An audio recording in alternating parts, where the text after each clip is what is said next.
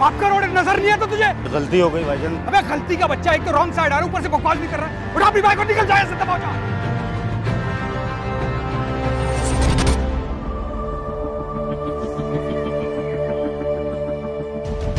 Doctor सना, आप देख लें, उसके बाद ही बात आगे हो सकती है, क्योंकि जो इब्तदाई रिपोर्ट सामने आई हैं वो काफ़ी हद तक ख़तरनाक हैं। रिपोर्ट्स तो मैं देख चुकी हूँ। वो रिएक्शन तुमसे घटिया इंसान, और तुम जो मुझे घटिया किस्म के मैसेजेस करते हो जब तुम्हारा जी चाहता है तो तुम पहले भी पे कॉल करते हो। बस मैं नहीं समझी, मेरी जिंदगी। डॉक्टर साहब, रीढ़ की हड्डी के दोनों मोहरे बुरी तरह से डैमेज हो चुके हैं और उसका असर इनके क़ुव्वत मुदाफ़ियत पे पड़ा है। ये बार बार बेहोशी में चले जाते हैं। डॉक्टर साहब, मुझे सुन रही हैं? हाँ ठीक है। अभी तक फ़िलहाल इनकी फैमिली से कोई रब्ता नहीं हो सका है। ठीक है, जब इनकी तमाम रिपोर्ट्स आ जाएं तो मुझे ला देना। जी बिल्कुल, थैंक यू।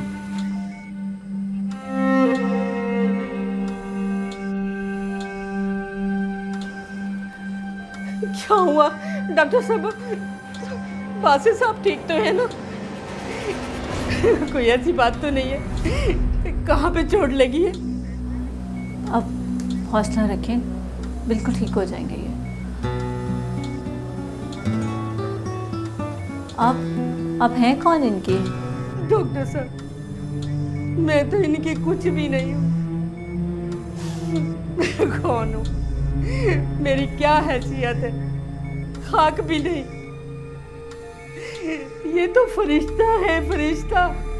हमारे लिए सरबरा, हमारे लिए वली वारिस, सब कुछ यही है। अब डॉक्टर साहब बताइए, बासित साहब ठीक तो हो जाएंगे ना? आप हौसला रखें, सुकून से बैठे। डॉक्टर साहब, क्या तसल्ली रखूं, क्या करूं? इनको बस ठीक कर दे तो हमें सुकून ही मिल जाएगा। ठीक हो जाएंगे, अल्लाह पे भरोसा रखें।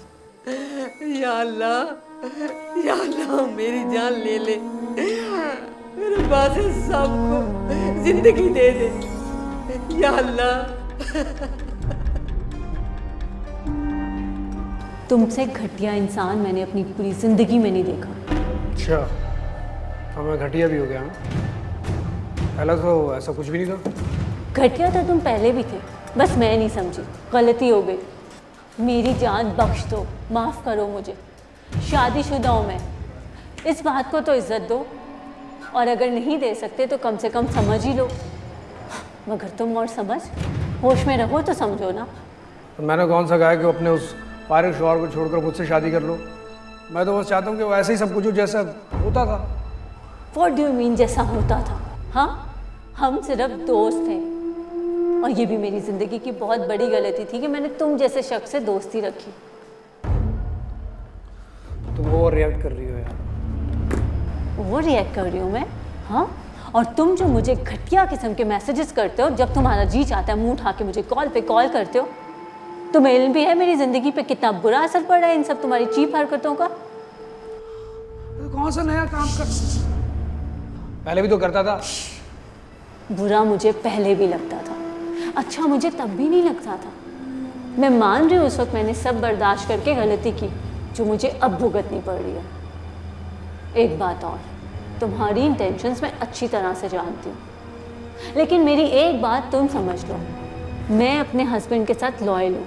जो तुम चाह रहे हो वो कभी नहीं होगा मिस्टर बासित अहमद। और आज के बाद मुझे फ़ोन और कॉल करने की कोशिश मत करना, बहुत मेहरबानी होगी तुम्हारी।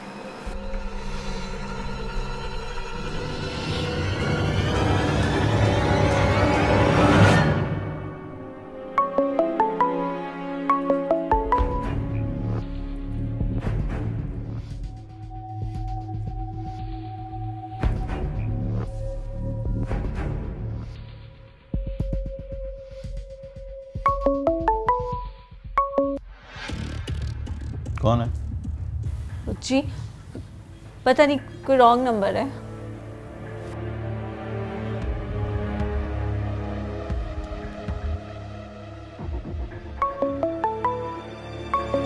लाओ मुझे फोन। नहीं रहने दीजिए ना, बिला वजह में कोई रॉन्ग नंबर है, छोड़े। मैंने कहा मुझे फोन दो। नहीं मैं मुझे दो। हाँ रॉन्ग नंबर है कोई। Hello. Hello hello hello hello, कौन बात कर रहा है? मैं वो बात कर रहा हूँ जिसको तेरी बीवी जानती है। क्या बकवास कर रहे हो तुम? ये तेरी बीवी आज पता नहीं, वो भी यही बोल रही थी कि क्या बकवास कर रहे हो तुम, हालांकि पहले तो ऐसा कभी नहीं बोला उसने। Shut up. अब अगर तुमने इस नंबर पे कॉल की तो मैं कंप्लेन कर दूंगा। और हाँ, तुम ये मत समझना कि तुम्हारे नंबर की डिटेल निकलवाना मेरे लिए कोई मसला है। तू मेरी क्या डिटेल निकालेगा? मैं तुझे खुद बताया तो, मेरा नाम बासित अहमद है। मैं क्लिफ्टन 3 तलवार के पास रहता हूँ। तेरी बीवी ने मेरा घर देखा हुआ है। अरे देखा हुआ तो खुद भी कई बार यहाँ आ चुकी है। पता नहीं आजकल क्यों नहीं आती।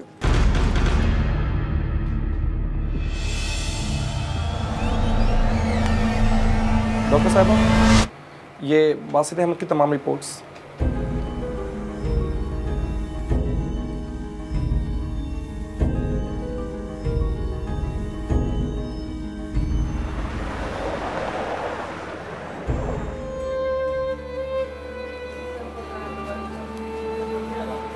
अरे आप अब तक गई नहीं?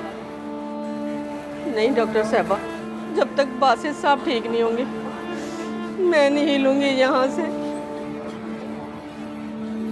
वैसे मैं बासित को अच्छी तरह जानती हूँ। उसका यहाँ कोई घर वाला नहीं है, तो फिर आप कौन हैं? डॉक्टर साहबा, मैं तो अल्लाह की मखलूक हूँ डॉक्टर साहबा।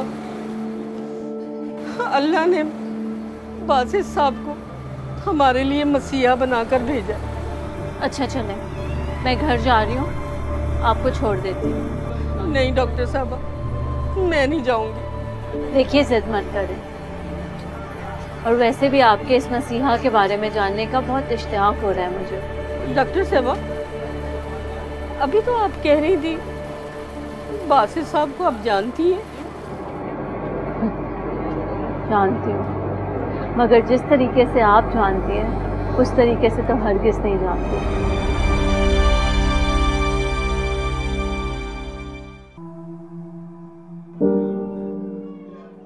इनके पिते का ऑपरेशन होना बहुत ज़रूरी है। अभी मेडिसिन से गुजारा नहीं होगा। ऑपरेशन के लिए कितने पैसे लगेंगे डॉक्टर साहब? यही कोई 30-35 हज़ार रुपये। इतने पैसे? डॉक्टर साहब कोई और रास्ता नहीं है? हाँ, हॉस्पिटल वाले ज़कात के पैसों से इलाज करते हैं, लेकिन इसका एक प्रोसीजर है और उसमें ज़्यादा टाइम लग सकता है, और इनका ऑपरेशन होना फौरी ज़रूरी है। बड़ी मुश्किल घड़ी थी डॉक्टर साहबा। मैं तो बिस्तर से उठने के काबिल ही नहीं थी। मेरी बेटी ने मोहल्लेदारों और रिश्तेदारों के सामने हाथ फैलाया, लेकिन कोई मदद के लिए नहीं आया। एक दिन मेरी तबीयत हद से ही बिगड़ गई। मेरी बच्ची से देखा नहीं गया। अल्लाह, फातिमा बहुत दर्द हो रहा है, मेरी तकलीफ है। अल्लाह,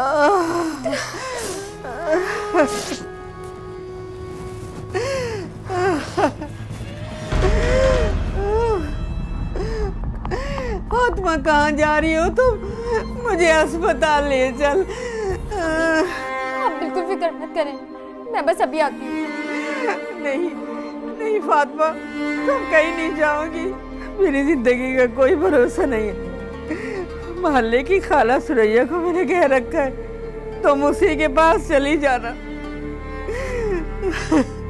आपको कुछ नहीं होगा अम्मी, मैं बस पैसों का इंतजाम करके आ रही हूँ। नहीं नहीं, तुम कोई गलत ऐसा वैसा कदम नहीं उठाना फातिमा। रोको, प्लीज मेरी मदद करो, मेरी मदद करो, मेरी अम्मी के कोई मेरी मदद करे।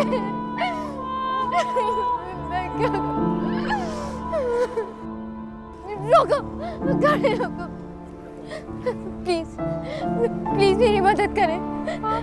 मेरी अम्मी की तबीयत बहुत खराब है, मुझे पैसों की बहुत जरूरत है, उन्हें अस्पताल लेके जाना है।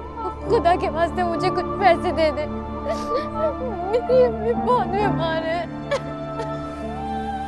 बैठे आप। अरे बैठ जाए। कहाँ है आपकी वालदा? वो यही पीछे गली में। अच्छा बैठे आप।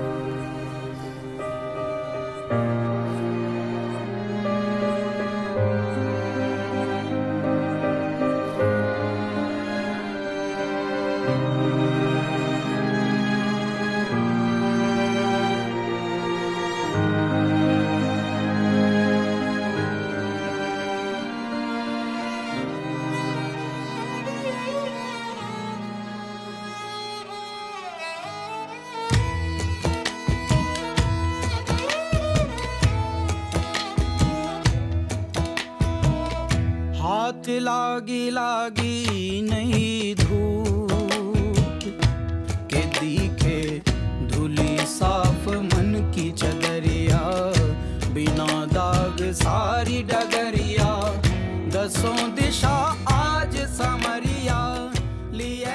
मैं किस तरह तुम्हारा शुक्रिया अदा करूं बेटा।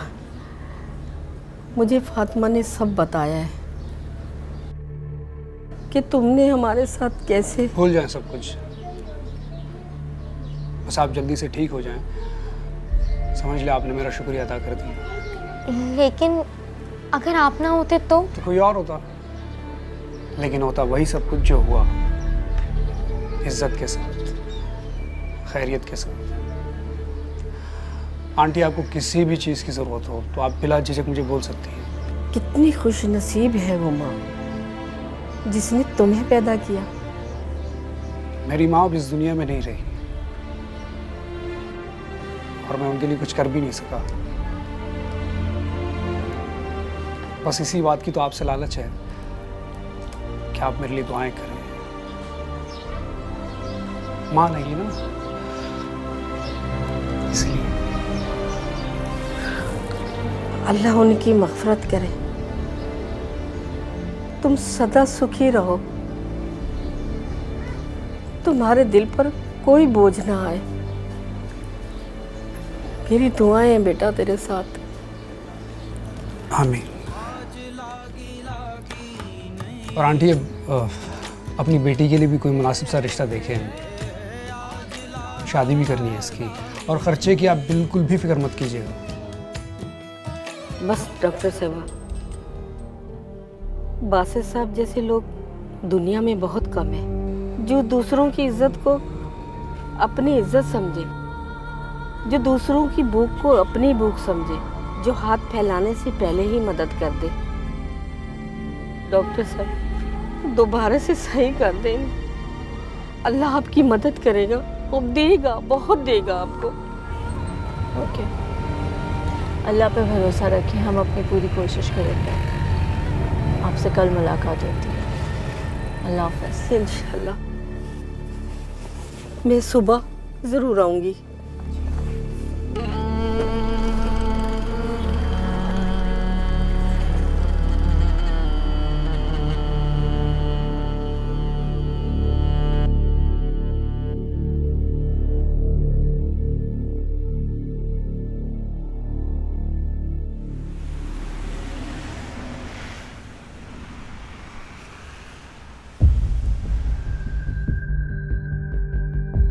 मैंने कौन सा कहा कि अपने उस फारिग शौहर को छोड़कर मुझसे शादी कर लो। मैं तो बस चाहता हूँ कि वो ऐसे ही सब कुछ हो जैसा होता था। या अल्लाह मेरी जान ले ले, मेरे बासित साहब को जिंदगी दे दे।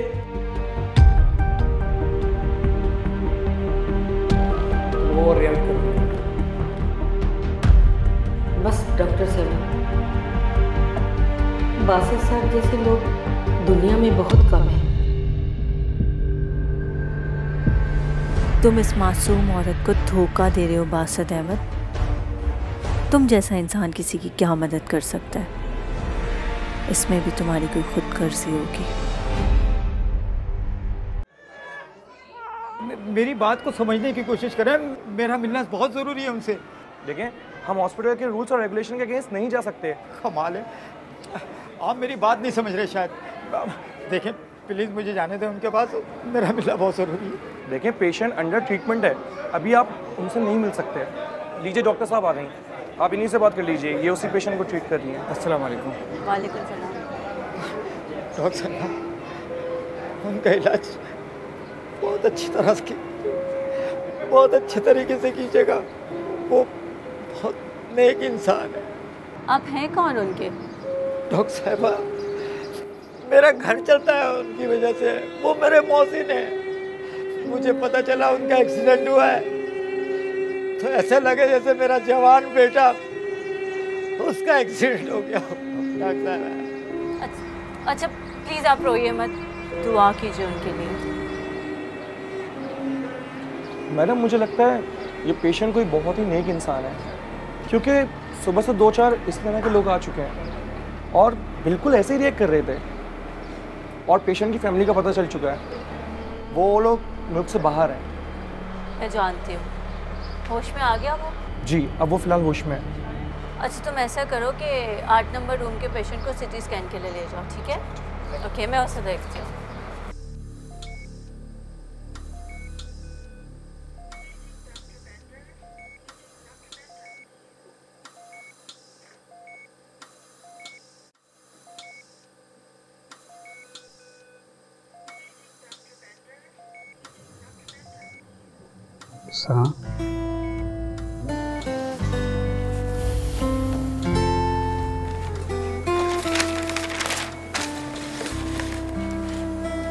अजीब इत्तेफाक है।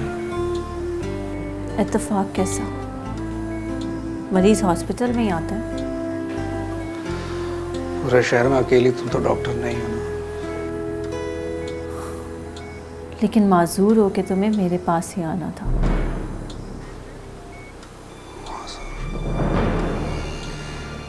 क्या मतलब? सारी जिंदगी के लिए चल नहीं पाऊंगा, कभी उठ नहीं पाऊंगा, मैं चल नहीं पाऊंगा। उठ जाओगे अगर खुद पे भरोसा होगा।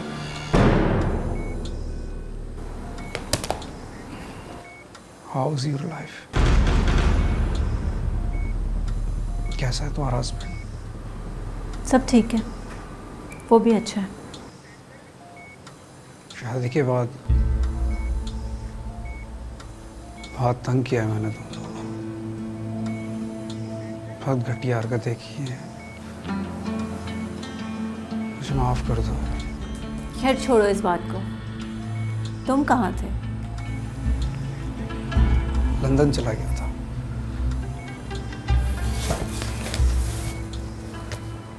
देखो तुम्हारा मेजर एक्सीडेंट हुआ है, रिकवरी में टाइम लगेगा, तुम्हें मुस्तकिल फिजियोथेरेपी करवानी होगी। उम्मीद है कि अपने पैरों पे खड़े हो जाओगे, लेकिन सिर्फ उम्मीद है, यकीन से कुछ नहीं कहा जा सकता। तुम्हें अपनी विल पावर शो करनी होगी। Take care.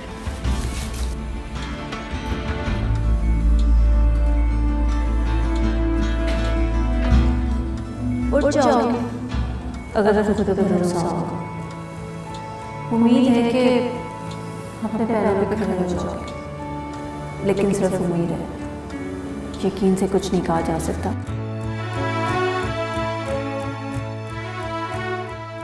मुझे छोड़ दो मेरे हाल पे, जिंदा हूँ यार काफी है, जिंदा हूँ यार काफी है। मुझे छोड़ दो मेरे हाल पे, मुझे छोड़ दो मेरे हाल पे, जिंदा हूँ यार काफी है, जिंदा हूँ यार काफी है।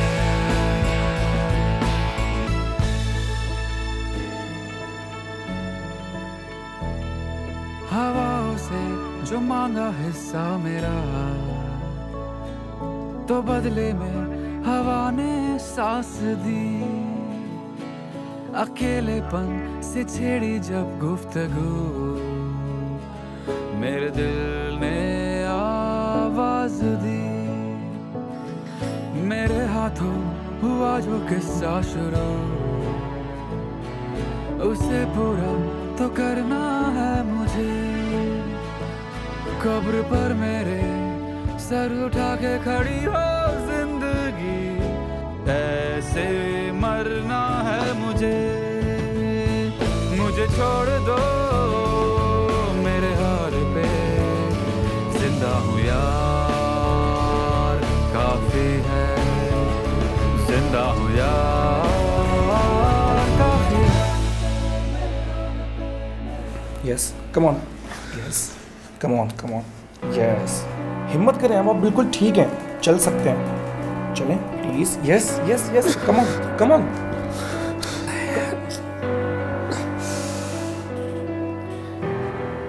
देखिए मिस्टर, ये एक नफ्सियाती मसला है, अब आप बिल्कुल ठीक हैं, चल सकते हैं, चलें एक और दफ़ा ट्राई करें please. Come on come on, yes yes शाबाश, yes yes good good, yes come on, थोड़ा थोड़ा गुड। आज के लिए फ़िलहाल इतना ही काफ़ी है।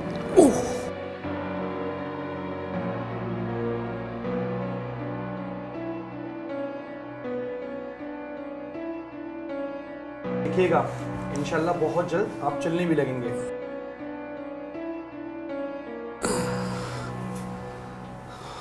How is feeling now? He is perfect now. Good. Progress report तो अच्छी है। अच्छा तुम एक काम करो, रूम नंबर 10 वाले डिस्चार्ज हो गए, ताकि डिस्चार्ज स्लिप दे दो और उनका बिल क्लियर करवा दो। Okay doctor.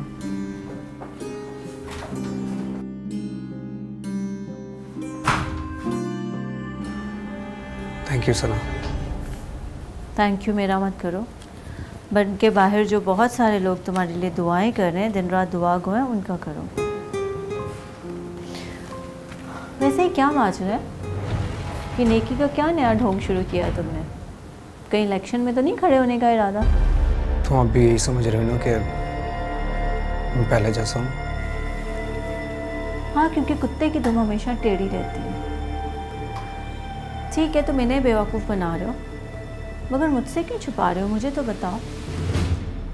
तुम जानती हो सना, मैं शराब के नशे में 24 घंटों में 10 घंटे नशे में रहता था और 10 घंटे सोकर गुजारता था। बकाया के 4 घंटों में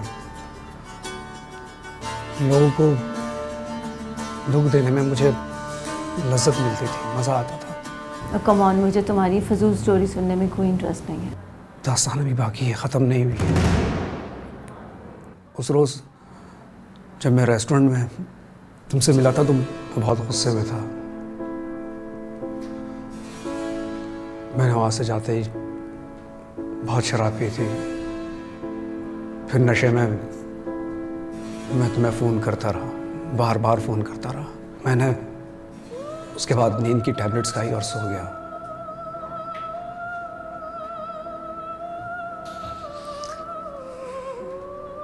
मेरी सिस्टर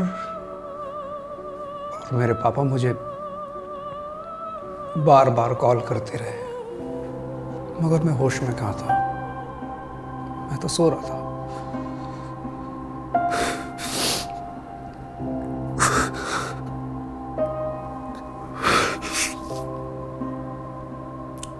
उस रात मेरी अम्मी का इंतकाल हो गया था।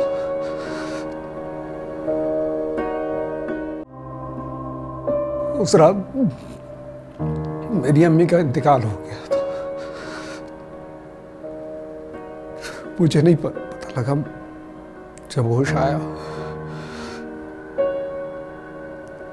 तो बहुत देर हो चुकी थी।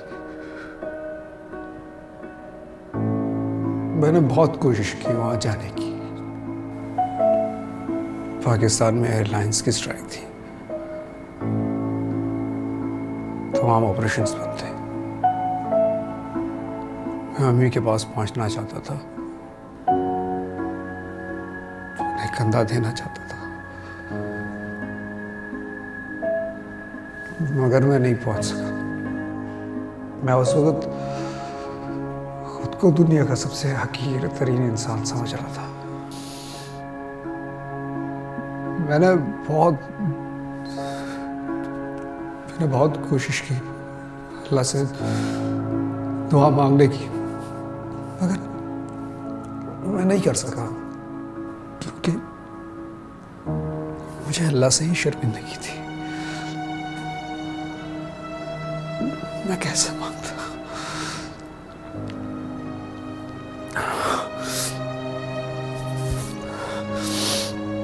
फिर एक हफ्ते बाद मैं वहां पहुंच गया और बहुत देर हो चुकी थी। अम्मी जा चुकी थी।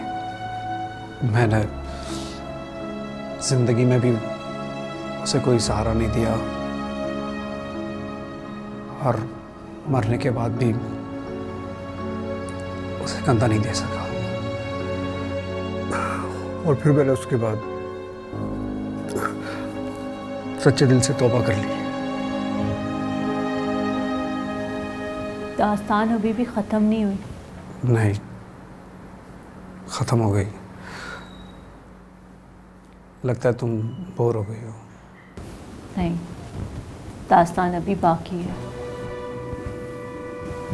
जिस रोज़ तुम मुझे नशे में बार बार कॉल्स कर रहे थे, उस दिन तुम्हारी बात मुझसे नहीं मेरे हस्बैंड से हुई थी, और न जाने तुमने उन्हें क्या क्या कहा। ये बासित कौन है? फारूक, ये मेरा कॉलेज फेलो है और मेरा जस्ट फ्रेंड। जब भी तुम उसके फ्लैट पर जाया करती थी? नहीं, कसम से वो बकवास कर रहा है, झूठ बोल रहा है। प्लीज़ आप मेरा यकीन करें, मैं तो उससे कभी मिली तक भी नहीं हूँ। कसम उठाने को तैयार हूँ, ऐसा कुछ नहीं है। फारूक प्लीज़ बात सुने मेरी।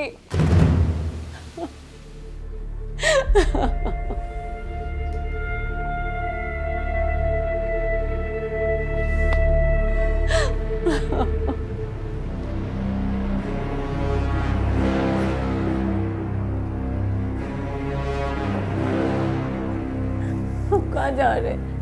बात तो सुने मेरी, कहाँ जा रहे आप?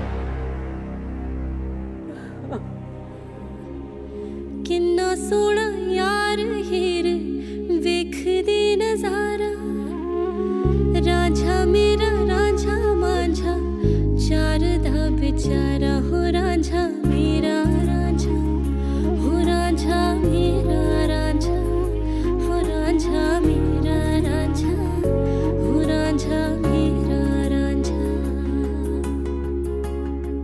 मैं हीर हाँ तेरी हो, मैं पीड़ हाँ तेरी, जी तू बदल काला, मैं हीर हाँ तेरी। मेरा रांझा मैं रांझे दी रांझा है चित चोर, जे करके ओ मिल जाए ताकि चाहिदा है और।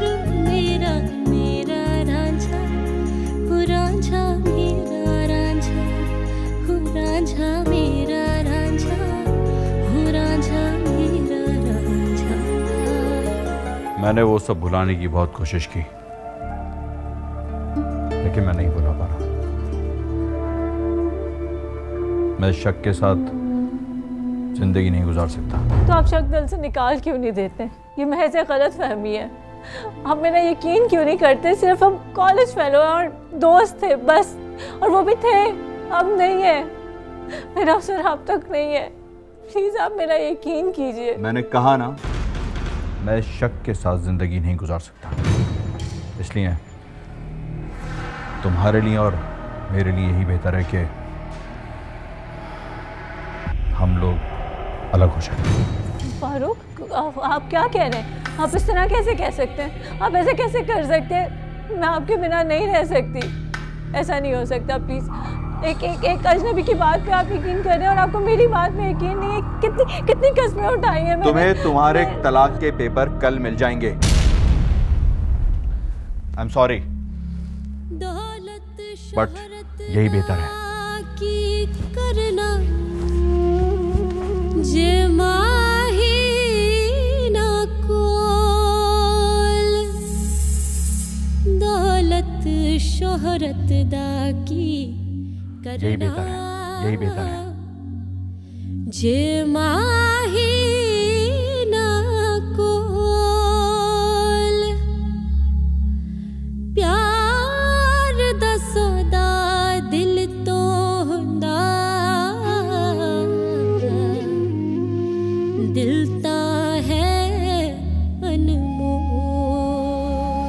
मैं समझती थी अपनी ज़िंदगी के 15 दिन जो मैंने फारूक को अपनी बेगुनाही साबित करने में लगाया, वो मेरी ज़िंदगी के बदतरीन दिन थे। ये जो 30 दिन मैंने तुम्हें तुम्हारे कदमों पे खड़ा करने में लगाया, बहुत अज़ियतनाक दिन थे।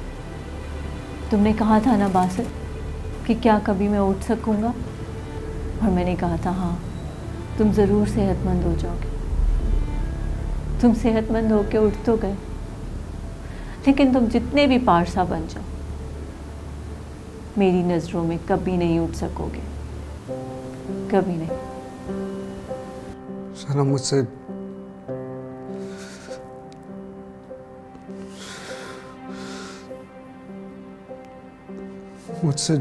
जो भी गलतियां हो गई हैं, ये सब शराब के नशे की वजह से हुई है। नशे में मुझे बिल्कुल भी होश नहीं रहता था कि मैं कब और क्या बोल रहा हूँ, मैं किससे क्या बात कर रहा हूँ, मुझे होश नहीं रहता था। तुम्हारे एक एक हर्फ को मेरे शौहर ने सच मान लिया। जब मैंने तुम्हें यहाँ देखा तो मेरा जी चाहा कि तुम्हारी जान ले लूं। अगर मैं चाहती तो तुम्हारे साथ इतना बुरा करती कि तुम सारी जिंदगी अपाहिज बन के रहते, कभी इस व्हील चेयर से ना उठ पाते, तुम्हें पता चलता कि दर्द अजियत क्या होती है। लेकिन हम डॉक्टर बनते हुए एक हल्फ लेते हैं कि हर सूरत में अपनी जिम्मेदारी निभाएंगे। शुक्र करो उस हल्फ ने तुम्हें बचा लिया, वरना जितनी नफरत मैं तुमसे करती हूँ किसी से नहीं, बल्कि घिन आती है मुझे तुमसे।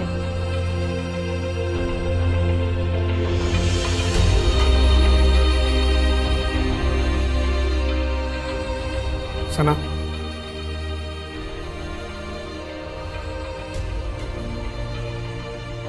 क्या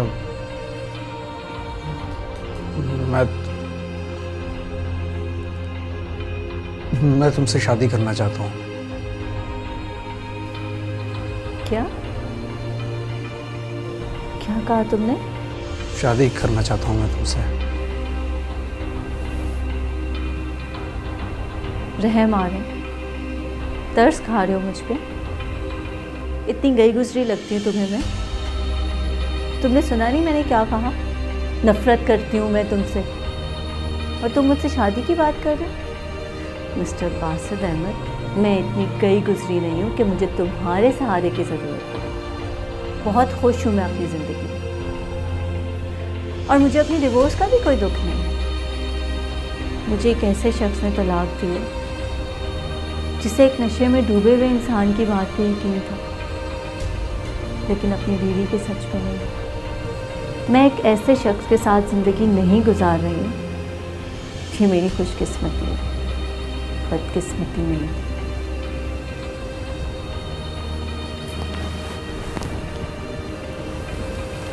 और हाँ, एक बात और,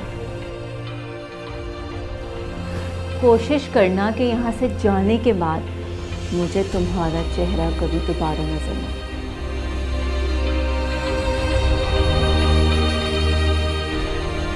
गुनाह के बाद तौबा की हिदायत मिल जाना परवरदिगार का करम होता है। मेरी ज़िंदगी भी गुनाहों से होती हुई तौबा तक तो ज़रूर पहुंची, लेकिन ये सफ़र बहुत लंबा हो गया। मैं जब तक तौबा के दर पर पहुंचा तब तक बहुत देर हो गई थी।